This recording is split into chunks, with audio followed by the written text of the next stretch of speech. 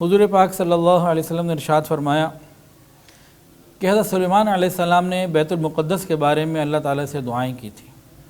جیسے حضرت ابراہیم علیہ السلام نے بیت اللہ شریف بنایا تھا تو انہوں نے دعائیں کی، اور حضرت سلیمان علیہ السلام نے جب بیت المقدس بنایا تو انہوں نے دعائیں کی۔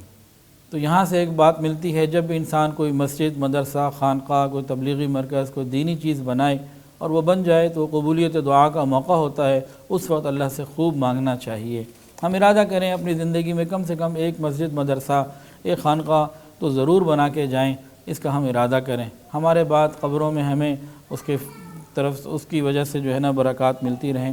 تو بہرحال حضرت سلیمان علیہ السلام نے بعض دعائیں کی تھیں۔ نبی علیہ السلام نے فرمایا، ایک دعا تو انہوں نے یہ کی تھی، اے اللہ جو اس مسجد میں صرف نماز کی نیت سے داخل ہو، کوئی اور دنیاوی غرض نہ ہو، کوئی دکھاوا، کوئی اور غرض نہ ہو، تو اے اللہ جب وہ آ کر یہاں نماز پڑھے اس کے باہر نکلنے سے پہلے اس کی ساری خطاؤں کو معاف فرما دے، گناہوں کو معاف فرما دے۔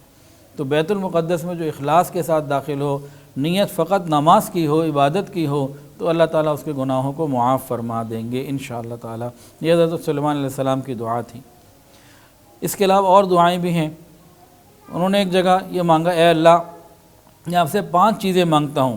ایک یہ کہ جو گناہ گار توبہ کرنے کے لیے اس مسجد میں داخل ہو، آپ اس کی توبہ کو قبول فرمائیں اور اس کے گناہوں کو معاف فرمائیں۔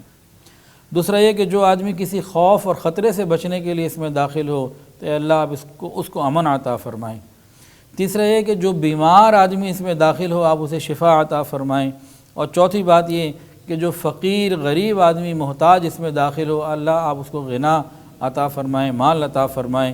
اور 5ویں بات یہ کہ جو شخص اس میں داخل ہو جب تک وہ اس میں رہے آپ کی نظر رحمت میں رہے۔ ہاں اگر وہ گناہ کے لیے کسی بری نیت سے آیا ہے تو وہ الگ بات ہے، اگر اچھی نیت سے آئے تو آپ کی رحمت میں رہے۔ ویڈیو کے نیچے سبسکرائب کے بٹن پہ کلک کریں، بیل کے آئیکن پہ کلک کیجئے تاکہ ہر نئی ویڈیو کی نوٹیفیکیشن آپ کو مل جائے۔